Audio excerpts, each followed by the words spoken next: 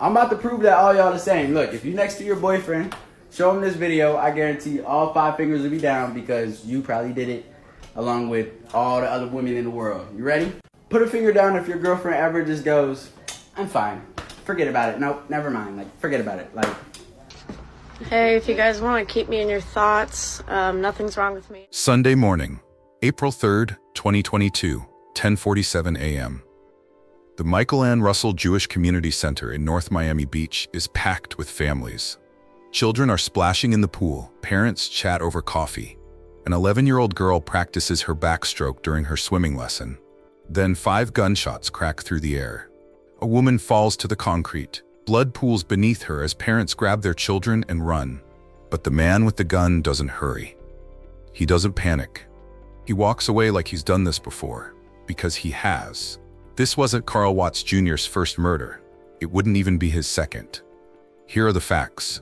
Between 2009 and 2022, 3 women connected to the same man either died or vanished.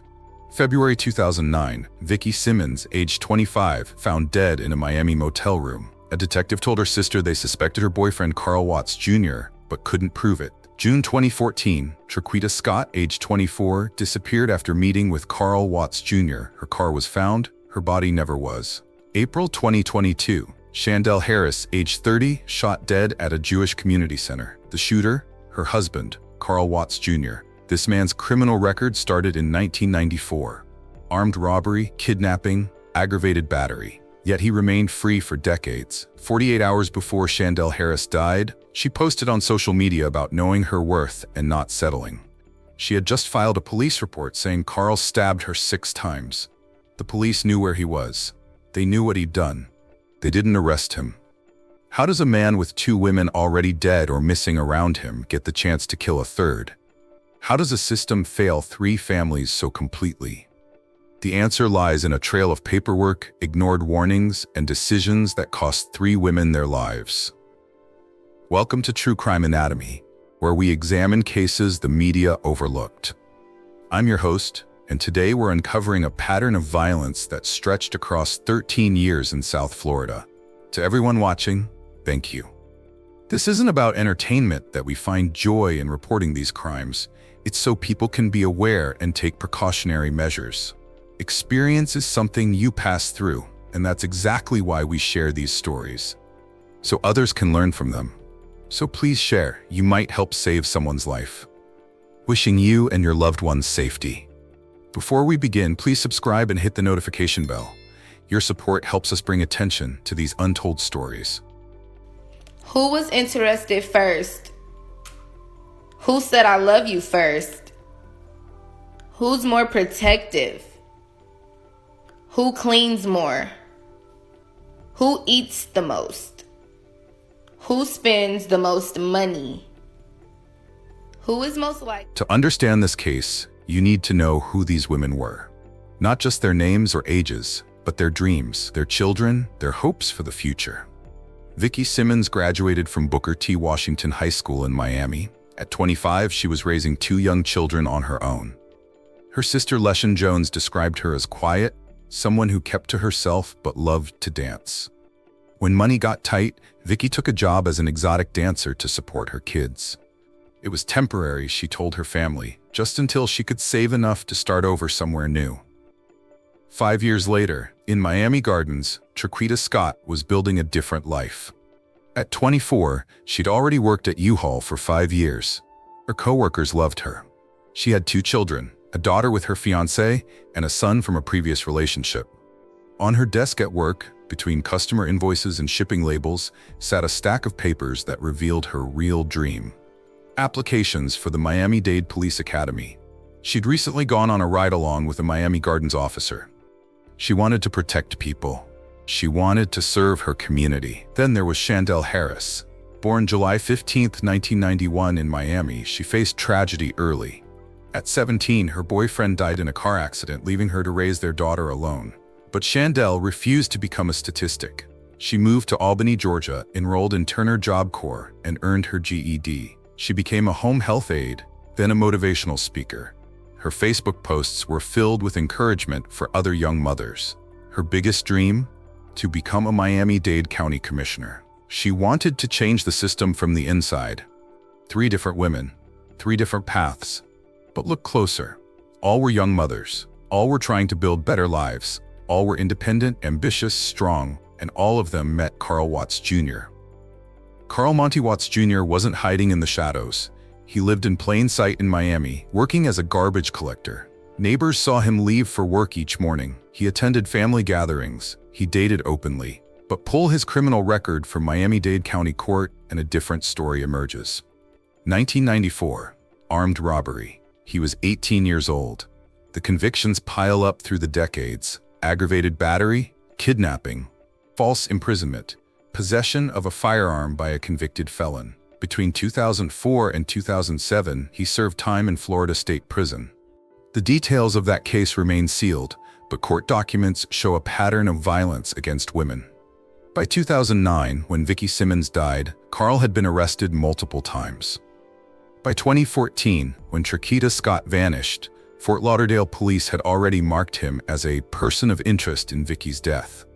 The notation sits there in their files, typed in standard font, "Person of interest, Simmons homicide, 2009. Yet he remained free.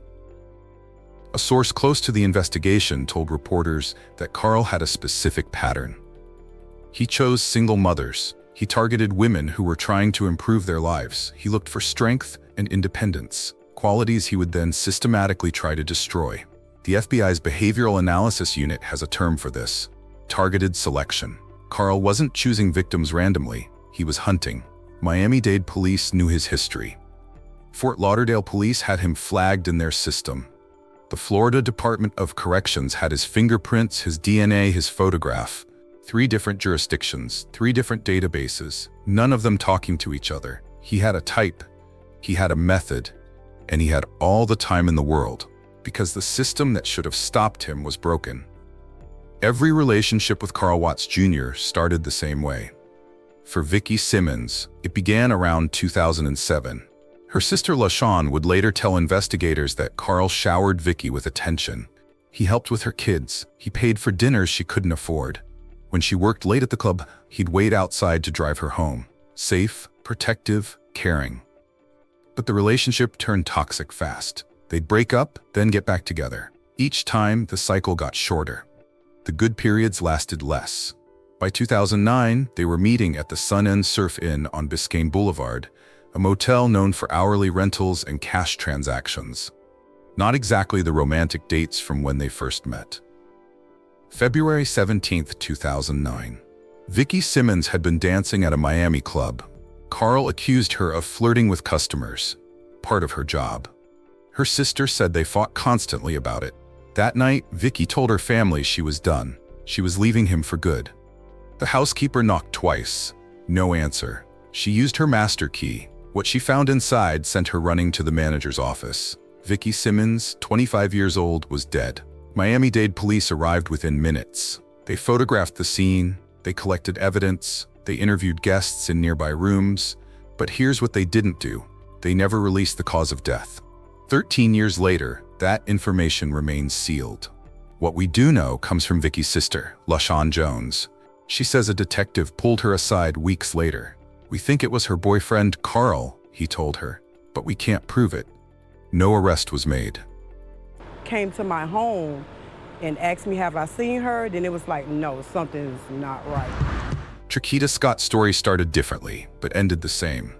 She met Carl years earlier and had his son. Even after they split and she got engaged to another man, Carl wouldn't let go.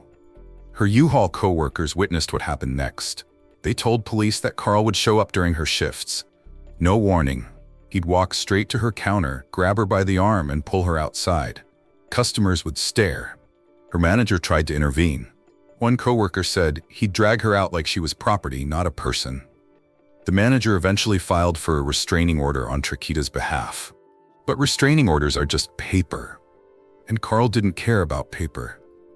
June 25, 2014. 5 years had passed since Vickie's death.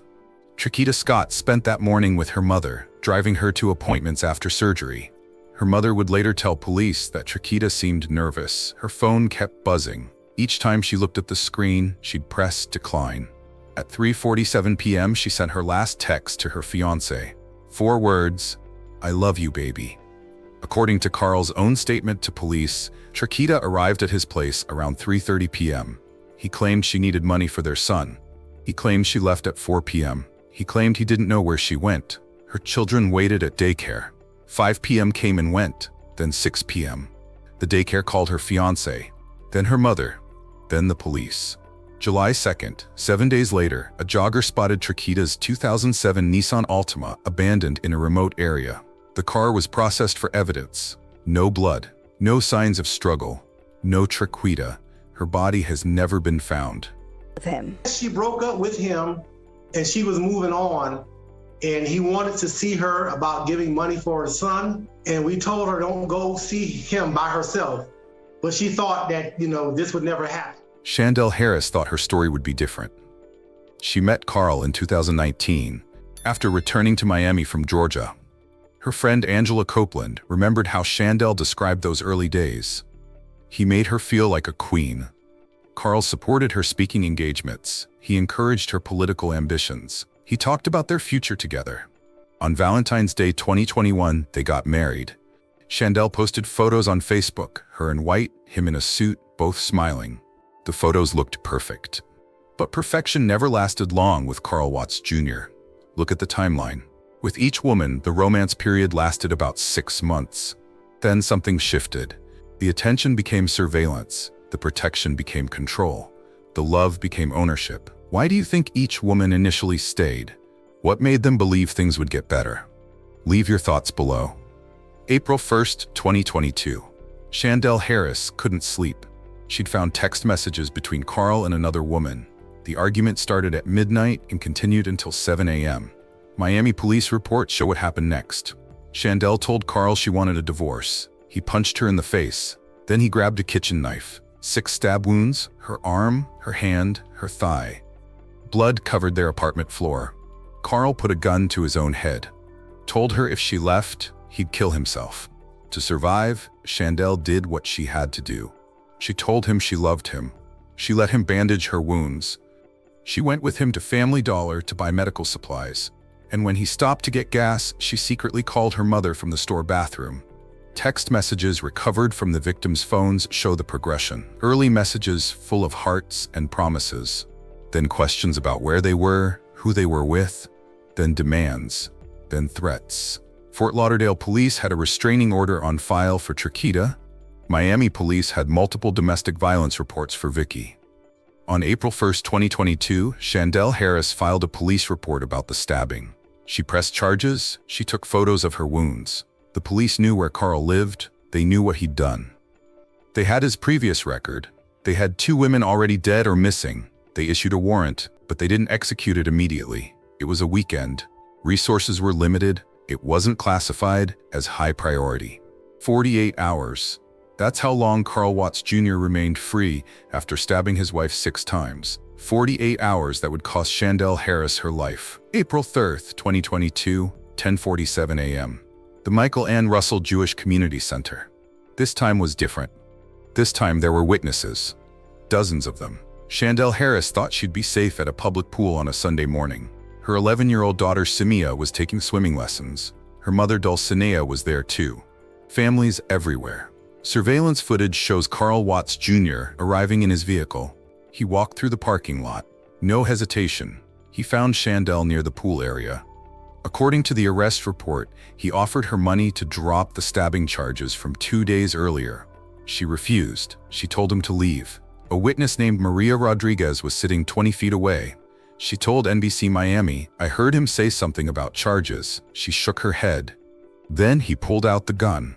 5 shots. Parents grabbed their children from the pool. Families ran for the exits. Screams echoed off the concrete, but Carl didn't run. Security footage shows him walking, not running, walking, back to his car. He wasn't panicking, another witness told reporters. He knew exactly what he was doing, like he'd planned it. Security guards tackled him before he could leave the parking lot. When police arrived, he was sitting on the curb, silent.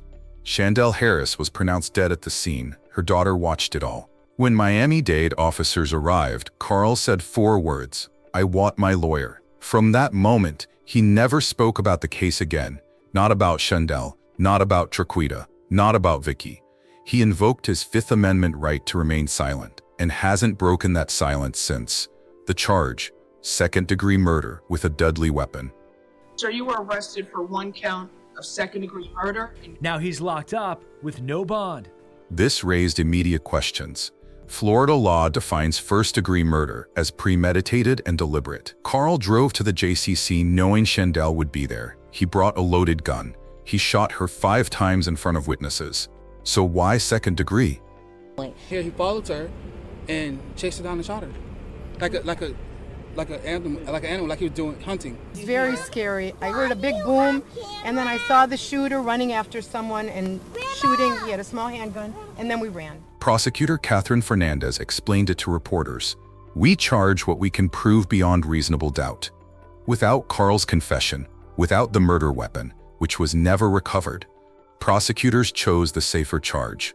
Second-degree murder in Florida carries 25 years to life. But here's what wasn't reported widely.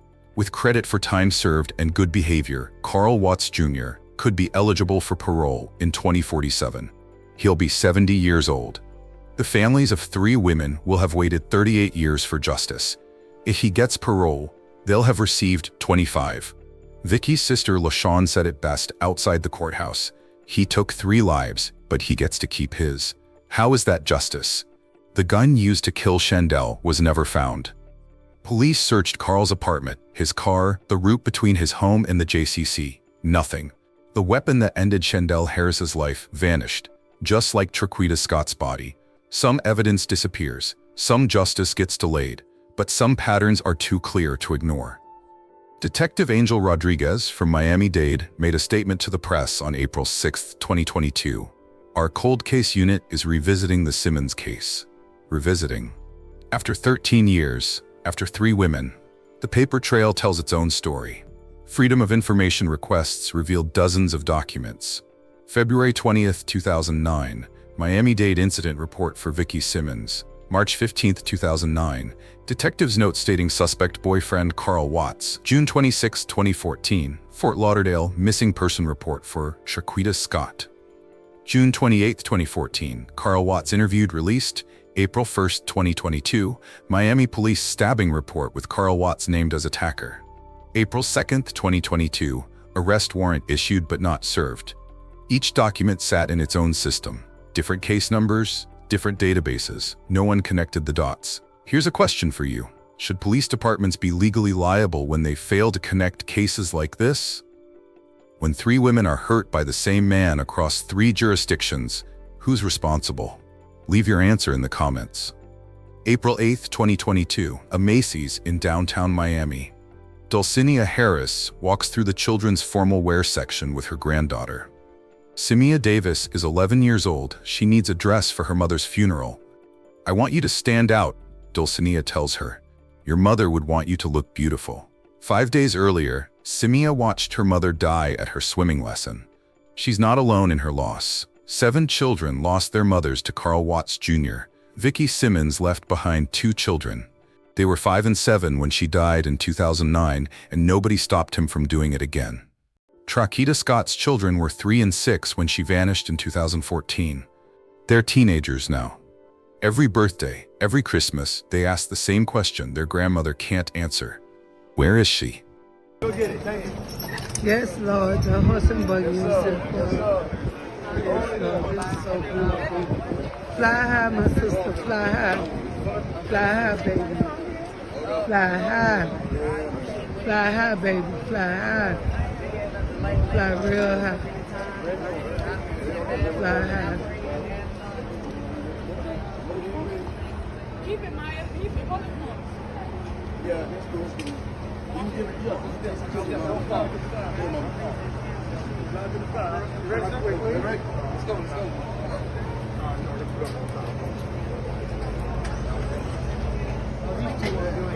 Some other one. Get around the back.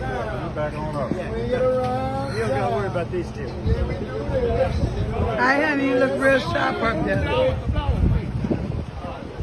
Load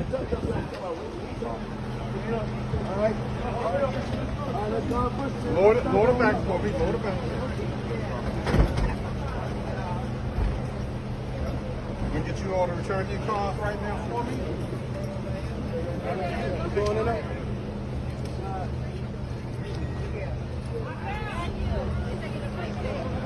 Yo, Jay.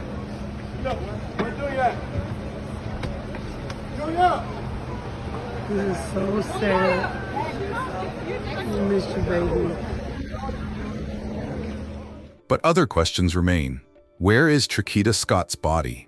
8 years have passed since she disappeared. Her family still can't have a funeral. They can't visit a grave. They can't have closure. Search teams combed the area where her car was found. Nothing. Carl knows where she is, but he's not talking. How many other victims might there be? Between 2004 and 2007, Carl served time in Florida State Prison. The records are sealed. What did he do? Who did he hurt?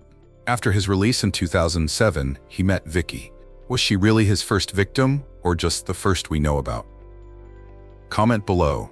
What would it take for you to feel the system actually protects victims? How many warning signs should trigger immediate action? Thank you for watching. Tomorrow on True Crime Anatomy, we explore a case that shook the law enforcement community.